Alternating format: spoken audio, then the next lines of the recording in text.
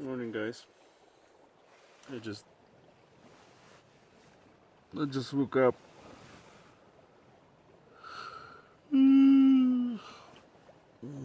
It's nearby. I'm in a nice place, and today, nice camping spot. And today I want to talk about choosing the place for the camping and how to find a good spot and a safe spot and how to deal with locals. Let's see.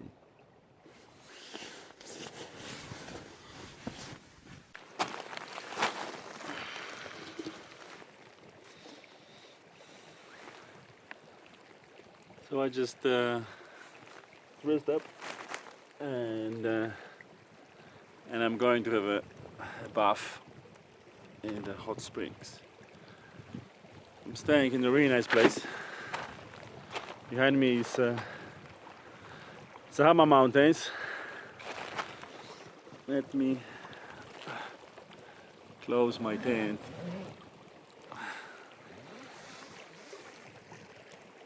So nobody knows I left, so people think I'm sleeping. But it's not very far.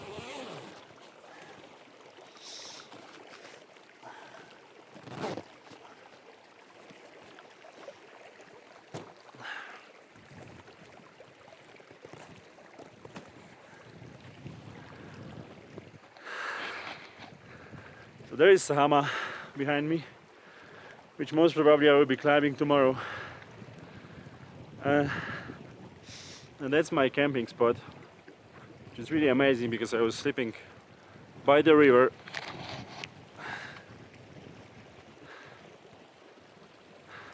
At the curve of the river, far from the road. I had to go a bit, push my bicycle on the really uneven terrain, but I did it. So I think the place is really amazing, and that's what I'm saying sometimes. That as a long distance cyclist, you really can sleep in the location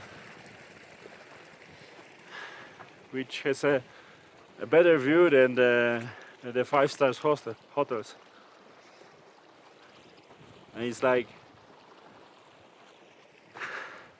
you can't pay to have it. You just have to find a place, push the bicycle, take some risks also, ask locals sometimes, or do some research, or sometimes see a spot. Sometimes see a spot and just go for it. And many times already I slept in the beautiful places. But I think this one is the best one. It's really amazing. Just look at this. My tent, it's there. Hey, it's Sahama. And around me, I'm in Sahama National Park in Bolivia. And behind me here are some other volcanoes also.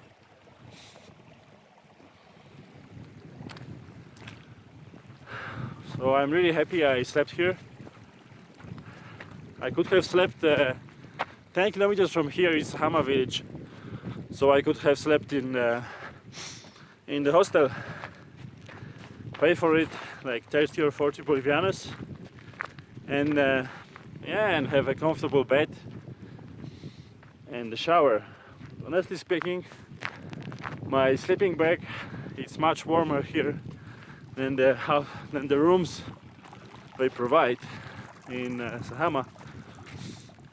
And I'm going to have a hot bath now. And the water is steaming. It seems it's really nice and warm. I think it's even hot because it's like 30 degrees. I will need a moment to get into it. But it should be really pleasant. So give me a moment to jump into the water. That's the hot springs. Not sure if you see, that the water is it's slimming a bit.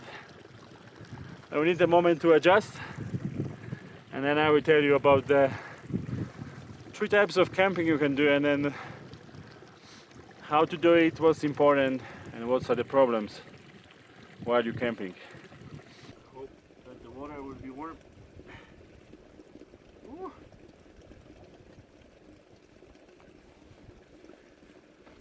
Ooh.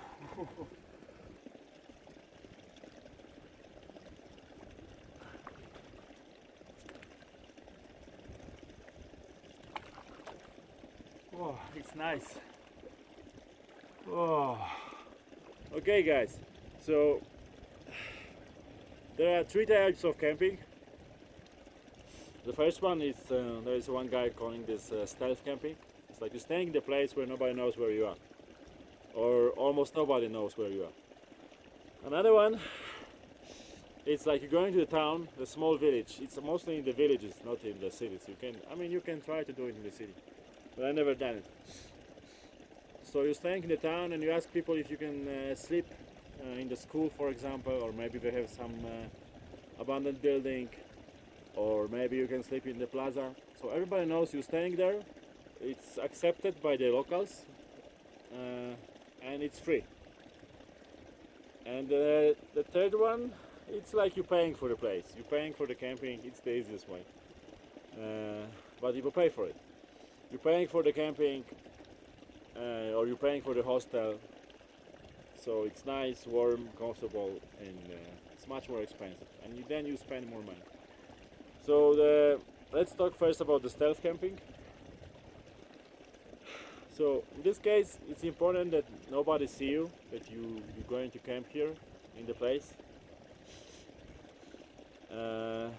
It's better to camp, if it's somewhere in the mountains, it's better to camp uphill than the downhill, because people usually tend to watch down.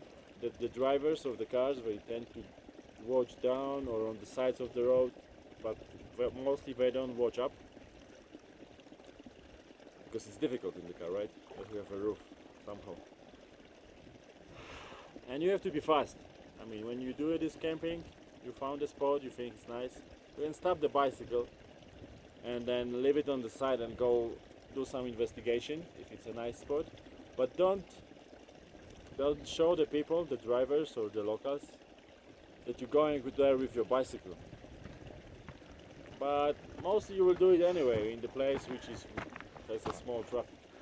So once you find a spot, you have to be fast. Sometimes you have to climb the mountain, like I had to climb 50 meters up. So you take your bags and you carry them uphill, and the 2 bags and the 2 bags and the rest and the bicycle. Sometimes it takes a lot of time, like half an hour or more, and it might be exhausting. But then you're staying in a really nice place, which I think it's worth it. Or like here, at this place I found, I was cycling on the road to Sahama, and I just talked to some locals, and they told me that there is a space, that a nice agua thermales, which I can go into. And I wanted to have a bath, but then I met a really nice family. Like a guy who was a guide in the park here, National Park, with his wife who was working in the hostel. That's what they said, and like 4 kids or 5 kids. Bolivian have a big family. So I trusted them, and they told me it's a really nice spot there at the river. I can sleep and nobody will be coming here. And that's true, nobody came here in the night. Why people would come in the night to have a bath in the dark? I don't know. Some people maybe sometimes they come. So I stayed here. So that's the stealth camping. The problems you may have, just watch for the place you go to sleep. If there is some trash, or there is a fire camp, or there you can see footsteps on the ground, that may mean that somebody will come. Sometimes I see those signs, but I ignore them. If it's not too much, and if it's not like Friday or Saturday when people do camping or go to make a fire, I stay in the place anyway. It may happen that then you will be found by some shepherd. Like I had this case. I stayed uphill, place seemed to be really nice, but then after some time there came a shepherd with his dog who found me, and the sheep. I mean, first I saw the sheep, then a dog, and then a shepherd. Well, the guy was nice. I talked to him. I asked him if the place is safe. He said it's safe, and nothing happened. So this may be like this. That you find this place and then somebody will find you anyway. But look for the signs, like stay uphill, look if there is some trash or anything, sign of the fire camp, some broken bottles, or if there are broken bottles like beer bottles, it's the worst. I would say it's the worst sign because it means there is a fiesta. And even if the people are not going to be dangerous for you, might be annoying when they come to have a beer and you want to rest. Because you want to sleep in the night, mostly. Unless you want to have sex. But then mostly in these places you can have sex with yourself. So that's the first type. And there is a type number two. You can ask people in the village, in the small town. You can mostly do it in the small town. If you can sleep in the school. I ask people if I can sleep in the school. I asked Rafa a few times, or maybe more than a few times already here in Bolivia. If I can sleep, and yeah, they have no problem with this. They give you some. You can sleep under on the stadium if they have a football stadium. Sometimes you can sleep inside the school if they have a school class, and if it's a weekend, they let you sleep on inside. Or you can. Sometimes you can sleep under the roof, like they have the stadiums under the roof in Bolivia. It happened only in Bolivia. I don't remember if it happened in Argentina and Chile. They are more into money there than here in Bolivia, so it's more difficult. So you just have to ask them, or you can ask them if you can sleep in the center of the plaza, or you can ask them if there is some place maybe you can sleep. Like, is there a place to sleep here? I'm tired, and then they may tell you that there is some abandoned building. They don't have a problem. In these villages, they are really abandoned. There's like few families living, and some buildings free because the economy changed, so people abandon this. So you can stay in these places. But what's the problem? Yeah, the problem is sometimes you will feel like a monkey. I mean, if they let you sleep, then the kids will come, and everybody will come. Unless this is an abandoned building which you can close, then maybe they will not come. It happened to me once they didn't come, but then every time I sleep, they open the door in the morning, they just come to visit me, talk to me because they are curious. And that's okay, I understand it. In most cases I like it. Now I don't like it, I'm a bit tired. They come, they look at you, they talk. Sometimes they don't even talk, they just stare at you like you're a monkey. Like, they just come and you cook, you eat your avena or porridge, whatever you eat, you drink coffee, and they just stare at you. And it's like you feel like in the zoo, like you are in the monkey in the zoo, you know?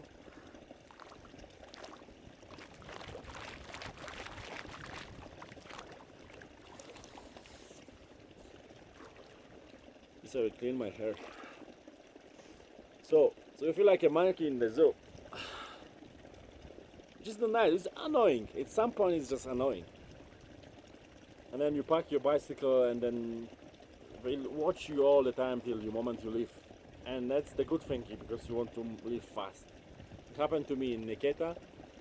They invited me for asado. There was some meeting of locals with the road construction organization company. We were doing a new road in Nequeta. So oh, fucking llama.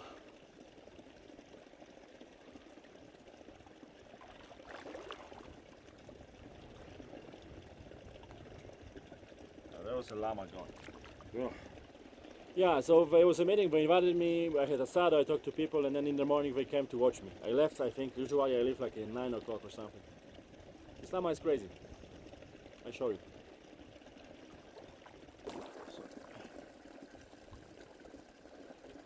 So I'm going to continue my talking with llama in the picture.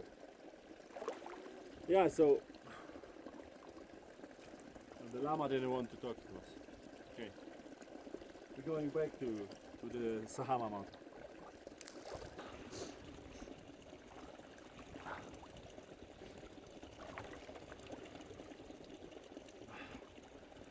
yeah, so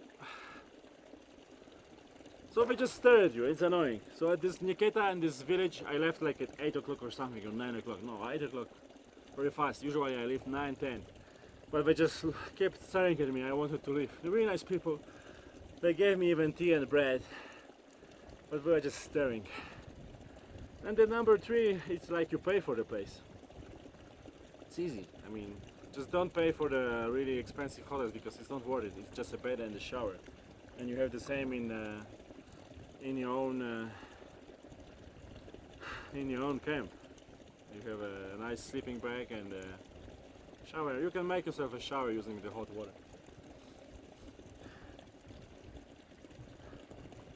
But like yesterday, usually in Bolivia you pay like 40, 30, 25 Bolivianos for a hostel, private room, and La Paz in the city you pay more, like 60, 50, around 50 Bolivianos for a room.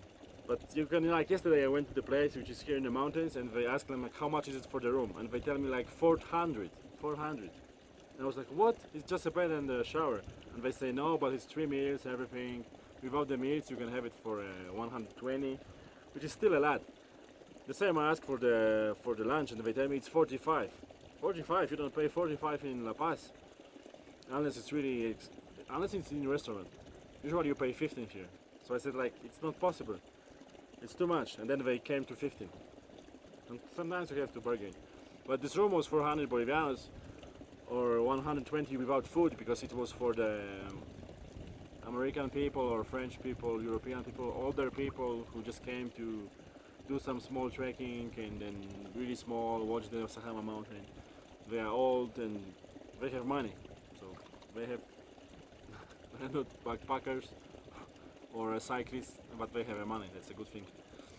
So I just refused, and now I'm going. Once I finish my shower, I go to Sahama village, and then I'll just take a hostel for 40 or 30 Bolivianos, and then I will climb Sahama mountain later. So yeah, those are the 3 types of camping. Stealth camping, you just don't show anybody, people don't know you staying there, it's safe because they don't know you there. Nobody will go in the mountains or anywhere in the forest and look for the guy. Maybe there is somebody in the tent. No, it's not going to happen. But you have to be far from the village. You have to be far enough from the place where the people are living, so accidentally they will not come. The second one, you ask them if you can sleep for free in the square or in the school. And that's free.